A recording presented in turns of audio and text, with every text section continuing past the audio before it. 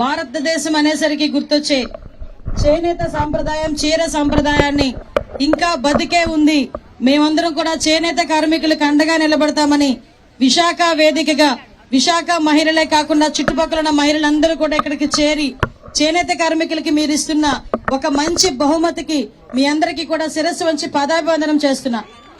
ఎందుకంటే ఈ రోజు భారతదేశం అనేసరికి సాంప్రదాయంగా చీర గుర్తొస్తుంది. ఆ చీర సాంప్రదాయాన్ని, ఆ చీర కట్టుని, ఆ చీరలో ఉన్న కమ్మదనాన్ని, ఆ చీరలో ఉన్న అమ్మదనాన్ని అందరికీ పంచాలి. భావితరాలకి ఈ చీర తాలూకా సాంప్రదాయాన్ని, చేనేతకు సంబంధించిన ఔన్నత్యాన్ని ముందుకు తీసుకెళ్లాలి అని ఒక మంచి ఉద్దేశంతో ఈ రోజు స్పిరిట్ ఆఫ్ వైజాగ్ సొసైటీ వాళ్ళు చేస్తున్న ఒక మంచి కార్యక్రమానికి వాళ్ళకి ప్రత్యేకంగా నేను ధన్యవాదాలు, నమస్కారాలు తెలియజేసుకుంటున్నా. ఎందుకంటే ఈ రోజు ఈ కార్యక్రమం తీసుకోవడం అన్నది నిజంగా చెప్పాలంటే పెద్ద బిగ్ టాస్క్ ఇది. ఎందుకనంటే ఈ రోజు ఇటువంటి సిచ్యువేషన్స్ లో, ఇటువంటి పరిస్థితుల్లో చేనేత కార్మికులకు అండగా నిలబడాలని ఒక మంచి ఆలోచన ఈ మనకి స్పిరిట్ ఆఫ్ వైజాగ్ సొసైటీ వాళ్ళకి రావటం, దానికి ప్రతినిధిగా ఉన్న దొరబాబు గారు, వైఎస్ దొరబాబు గారు ప్రెసిడెంట్ గారు, అదేవిధంగా పద్మశ్రీ గారు సెక్రటరీ గారు, ఇంకా ఈ కార్యక్రమంలో బ్యాక్ ద స్క్రీన్ లో ఉంది చాలా మంది ఈ రోజు ఈ కార్యక్రమానికి స్పాన్సర్ చేయటం కానీ, ఈ కార్యక్రమం ముందుకు నడిపించాలి అని చెప్పి ఎంతో మంది వెనకాత నుంచి నడిపించిన ప్రతి ఒక్కరికి కూడా పేరు పేరున ధన్యవాదాలు. కార్యక్రమానికి నాతో పాటు ముఖ్య అతిథిగా విచ్చేసిన మన ఐఏఎస్ శ్రీమతి రోషిని అబ్రంజీ గారికి కూడా ప్రత్యేకంగా నేను ధన్యవాదాలు, నమస్కారాలు తెలియజేసుకుంటున్నా. మనందరికీ తెలుసు, చీర అనేసరికి ఫస్ట్ గుర్తొచ్చేది మనందరికీ కూడా గద్వాలో కంచో కాదు, ఫస్ట్ గుర్తొచ్చేది చీర చూడగానే మన అమ్మ. ఎందుకంటే ఆ చీర కొంగుతోనే మన పెంపకం అన్నది, మన బాల్యం అనేది ముందుకు నడిచింది. ఆ చీర కొంగును పట్టుకునే మన బాల్యం ముందుకు నడిచింది. ఆ చీర కొంగు మూతి తుడుచుకునే మన అన్నప్రసన్న కూడా జరిగింది. అదే చీర కొంగుతోనే ఉయ్యాల కూడా మనకు అమ్మ చేసింది. అటువంటి ఆ చీర కమ్మదానాన్ని, అమ్మతనాన్ని మనం ధరించడమే కాకుండా మన భావితరాలకి ముందుకు తీసుకెళ్లాలనుకోవడం నిజంగా ఒక మంచి సంప్రదాయం, ఒక మంచి పరిణామం కింద భావించాలి. ఈ రోజుల్లో జీన్స్ అని, వెస్ట్రన్ వేర్ వేసుకోవద్దని చెప్పట్లే. వెస్ట్రన్ వేర్ అని అదని ఇదని ఎలుగుతున్న పరిస్థితుల్లో కూడా మీ అమ్మాయికి ఒకసారి ఎన్ని జీన్స్ వేసినా, ఎన్ని చేసినా ఒక్కసారి చీరిచ్చి చూడండి. కట్టుకున్న తర్వాత ఇంట్లో వాళ్ళందరూ జీన్ చూడగానే బాగుంది అంటారు. అదే గనక చీర కట్టుకుని మీ అమ్మాయి ముందుకు వస్తే మహాలక్ష్మిలా ఉంది అని చెప్పి మనమే అందరం కూడా మాట్లాడే పరిస్థితి కనిపిస్తా ఉంది. అది చీరలో ఉన్న గొప్పతనం.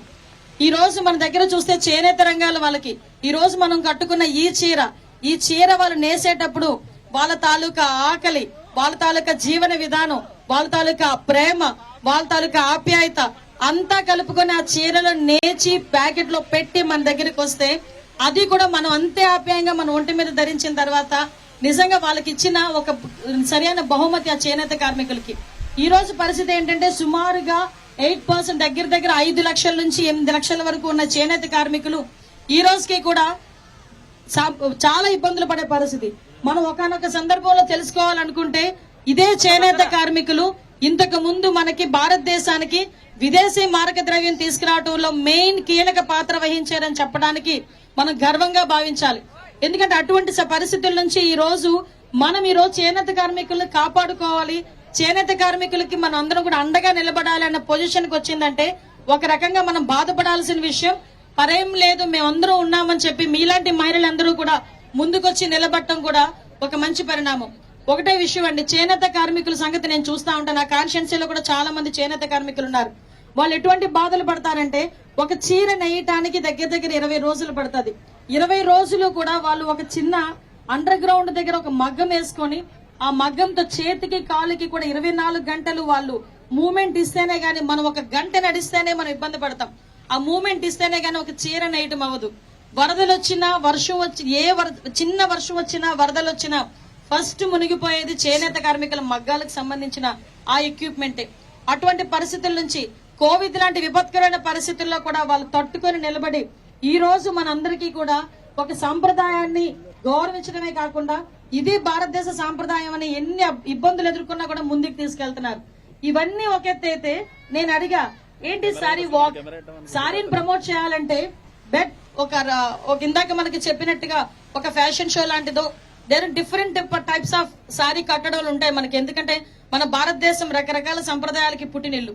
అటువంటి సందర్భంలో మన సౌత్ ఇండియాలోనే కర్ణాటకలో వే ఆఫ్ స్టైల్ ఒకలా ఉంటుంది, తమిళనాడులో వే ఆఫ్ స్టైల్ ఒకలా ఉంటుంది, ఆంధ్రాలో వే ఆఫ్ స్టైల్ ఒకలా ఉంటుంది, బెంగాలీ, పంజాబీ వీళ్ళందరూ కూడా చూసుకుంటే వాళ్ళ డిఫరెంట్ స్టైల్స్. ఇందాక నేను చూసాను ఇక్కడ ఎక్కడో సంథింగ్ మన వాళ్ళందరినీ కూడా డిఫరెంట్ స్టైల్స్ లోని సారీ కట్టే పరిస్థితి ఉంటుంది.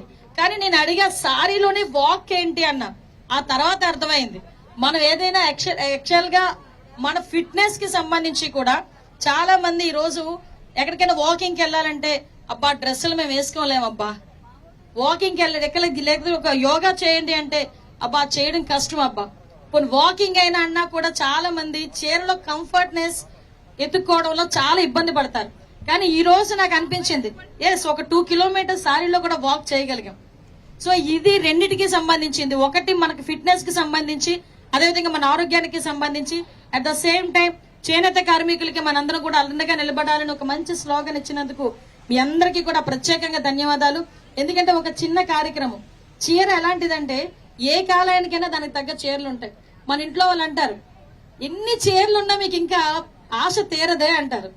ఈ రోజుకి కొత్త చీరలు 10 ఎన్నో ఉన్నా ఇంకొక చీర ఉంటే బాగుంది అనిపిస్తుంది మనకి. అది చీరలో గొప్పతనం.